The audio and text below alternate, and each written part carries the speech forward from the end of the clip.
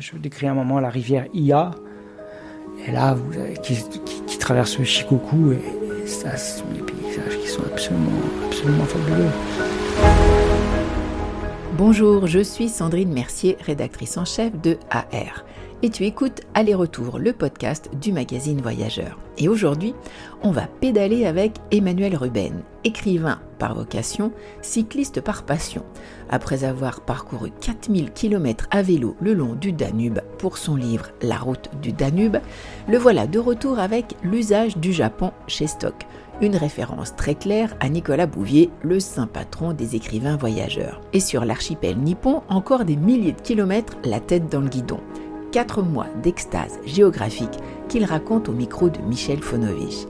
Retrouve cet entretien dans AR, actuellement en vente, avec le Japon en couve et le mont Fuji qui s'affiche en grand. Moi, je suis arrivé le 14 novembre 2023 au Japon. C'était un Japon rouge, flamboyant, avec les feuilles d'érable partout, qui étaient vraiment dans leur moment le plus explosif de cette saison qu'on appelle Kojo au Japon. Et j'ai quitté un Japon rose avec les sakuras, les premiers cerisiers, et j'ai traversé un Japon blanc parce qu'en fait il y a toute une période où il neige beaucoup en fait au Japon. En plus je vais la chercher la neige puisque je vais à Hokkaido en février.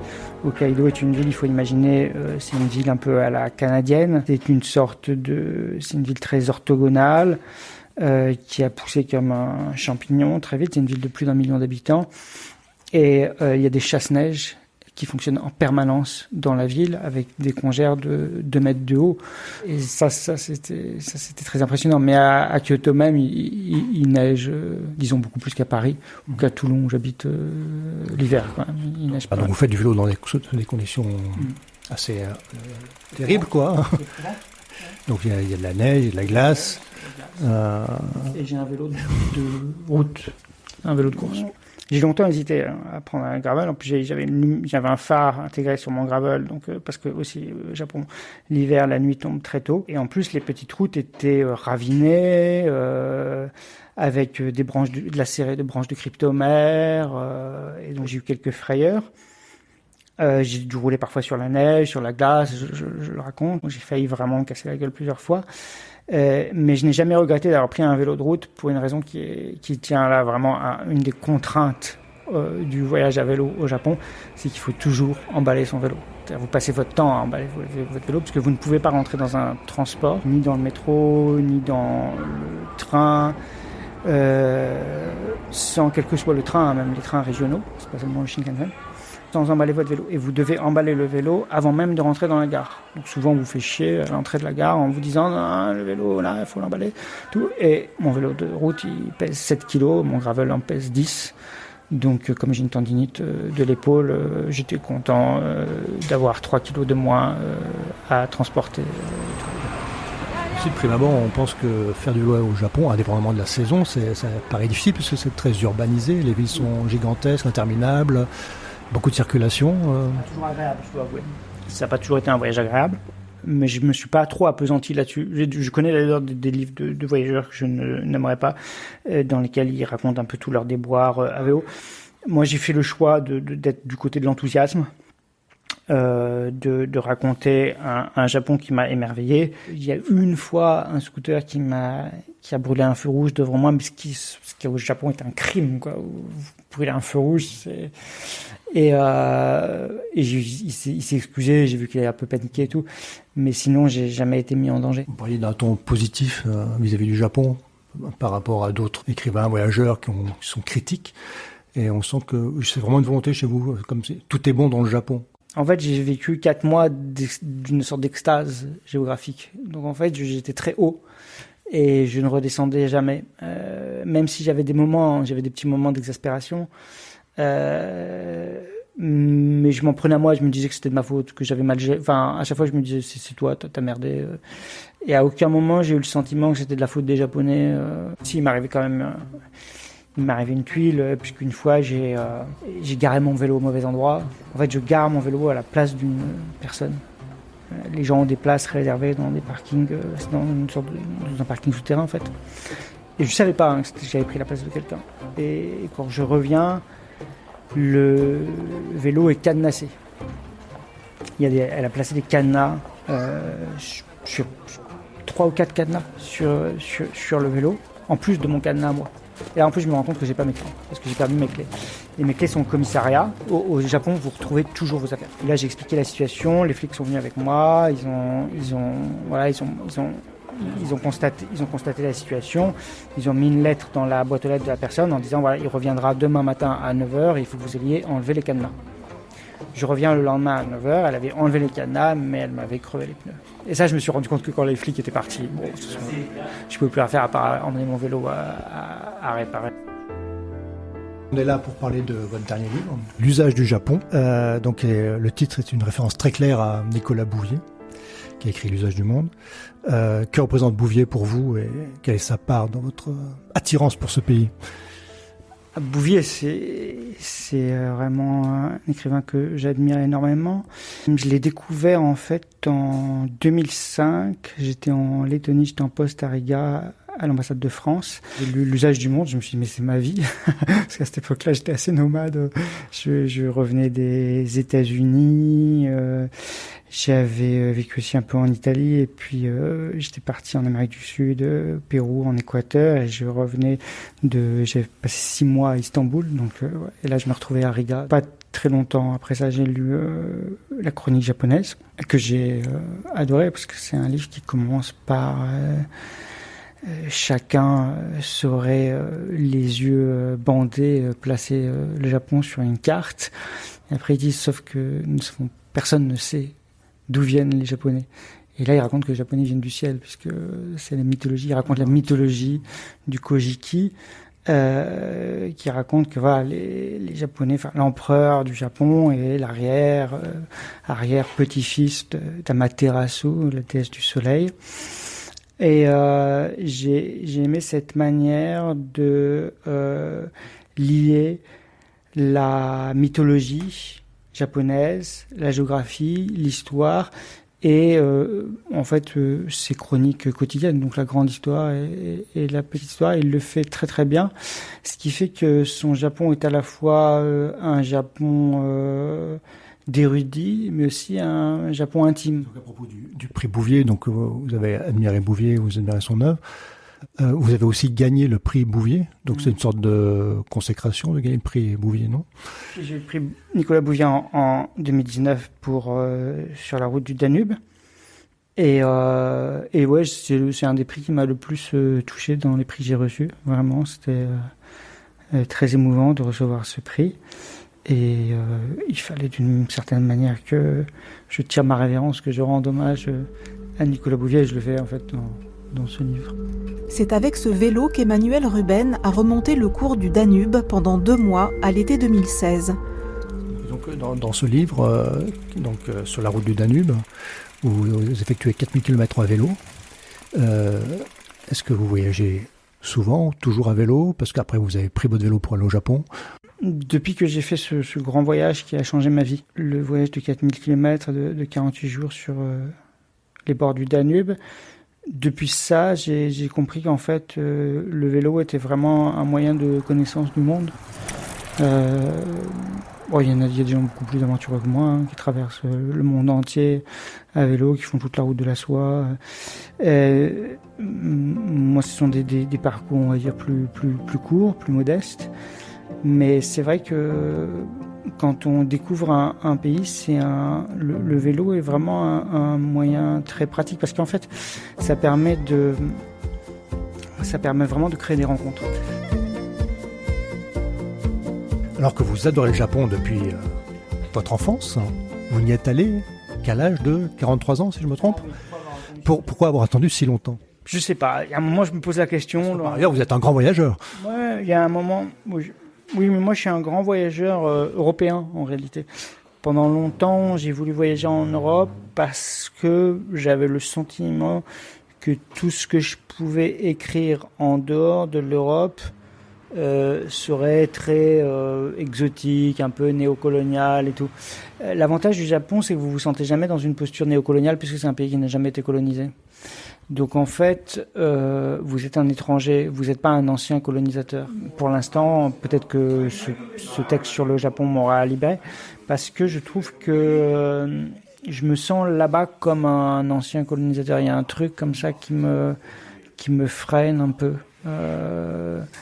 Et qui me fait peur de n'écrire que quelque chose d'exotique. Le Japon, c'est très bizarre parce que c'est un pays à la fois très dépaysant et en même temps, le Japon, il nous a aussi colonisé, nous, d'une certaine manière. Mais pendant longtemps, voilà, moi, j'ai voulu me concentrer sur l'Europe, en fait, et c'est pour Tours, en fait. C'était ça qui m'intéresse.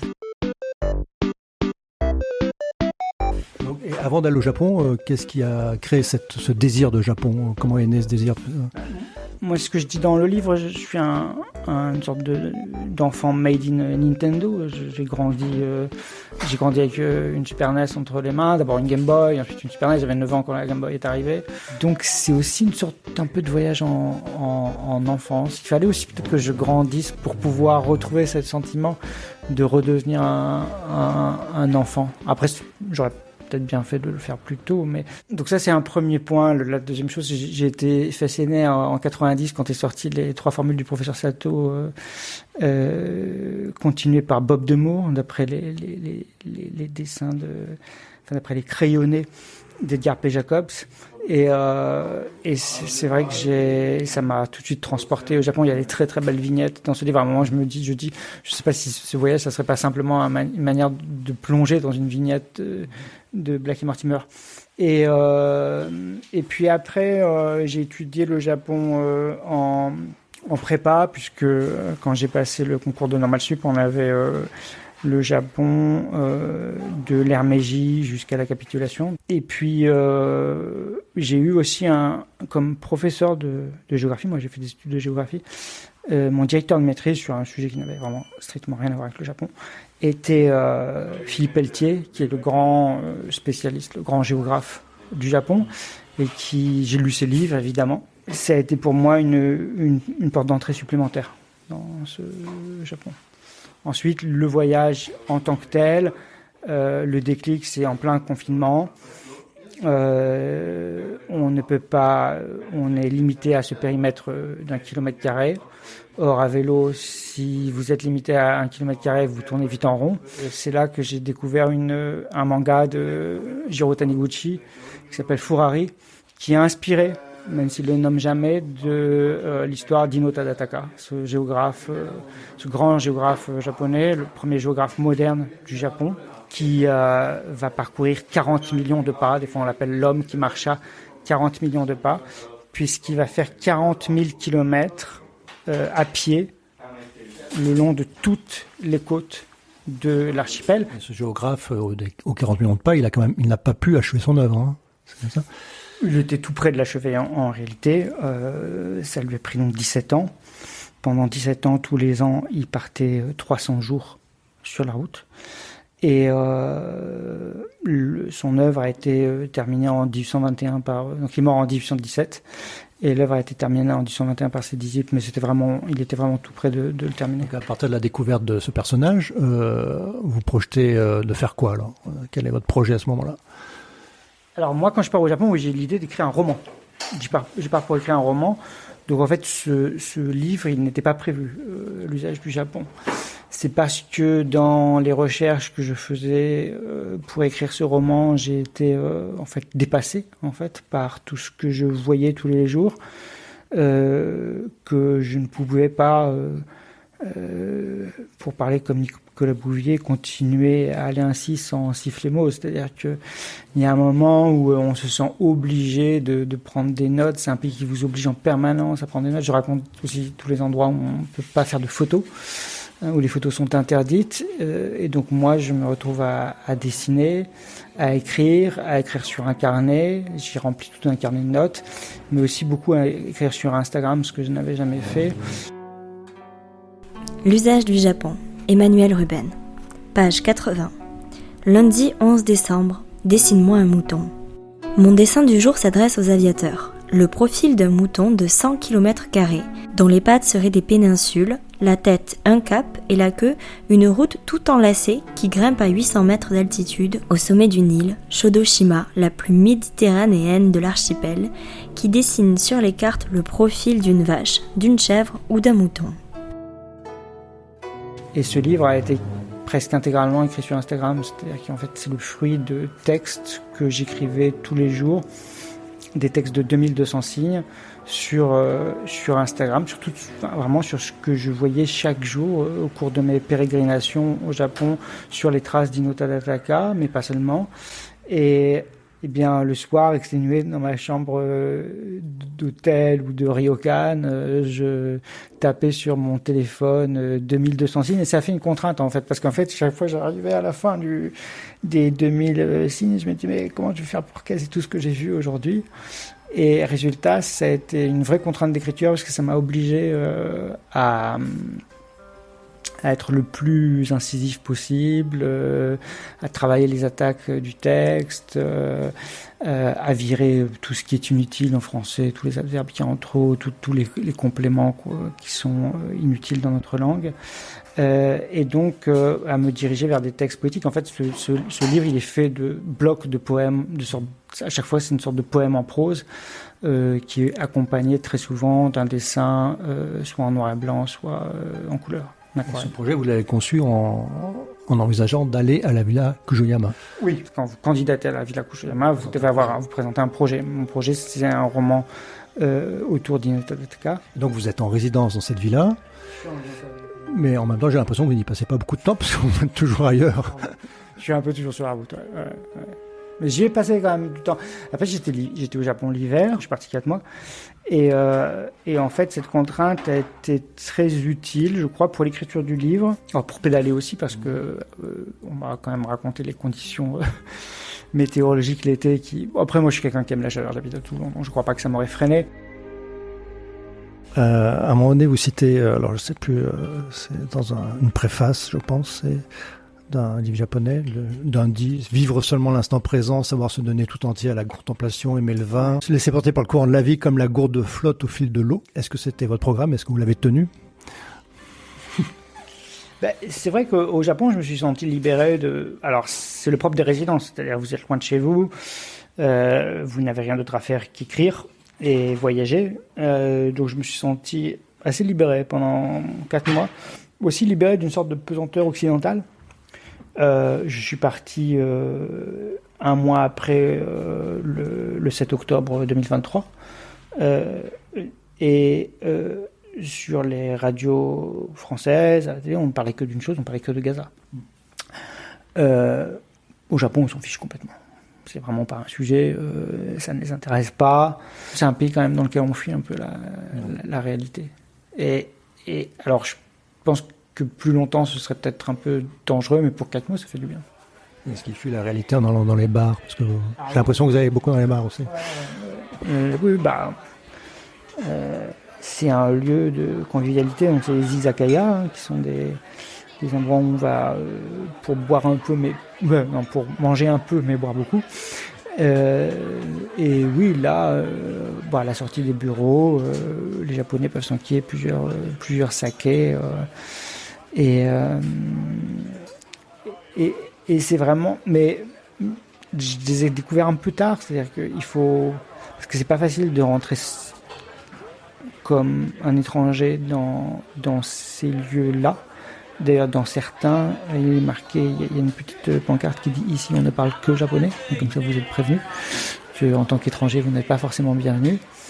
Mais en fait, moi, en tant qu'étranger, j'ai toujours été très bien reçu. Et comme aussi c'était à la fin de mon séjour, je me débrouillais un petit peu mieux en japonais, donc je pouvais un peu raconter ce que je faisais, parler d'Ino Tadataka. Et ça a été des moments assez chouettes, avec des rencontres assez fortes. Au Japon, les rivières sont complètement corsetées dans du béton, et c'est vraiment frappant. Oui, c'est sûr. Ça, c'est un aspect assez triste du pays. sur la côte qui a été frappée par le tsunami. Il y a une digue qui fait 14 mètres de haut. Et donc aujourd'hui, il y a des villages qui ne voient plus la mer. Voir ça, c'est assez pénible. J'ai une espèce de répulsion pour le béton. La Villa Kujoyama est faite en béton, donc c'est peut-être aussi une des raisons pour lesquelles je la fuyais un peu. Mais on arrive toujours à trouver, notamment, je me souviens par exemple, là, je décris un moment la rivière Iya, et là, vous avez, qui traverse le Shikoku, et ça, ce sont des paysages qui sont absolument fabuleux. Et vous êtes loin du béton. Il y a toujours un moment où vous allez retomber face au béton. Mais on peut quand même, en cherchant bien, on peut y échapper quand même. Bon, on va s'approcher de la conclusion avec des questions un peu rituelles. C'est votre premier voyage en solo. Premier voyage en solo, c'est un voyage à vélo, mais c'était très court. J'avais 14 ans. Ah ouais, je suis parti de la maison de mes parents. J'ai emprunté le vélo de mon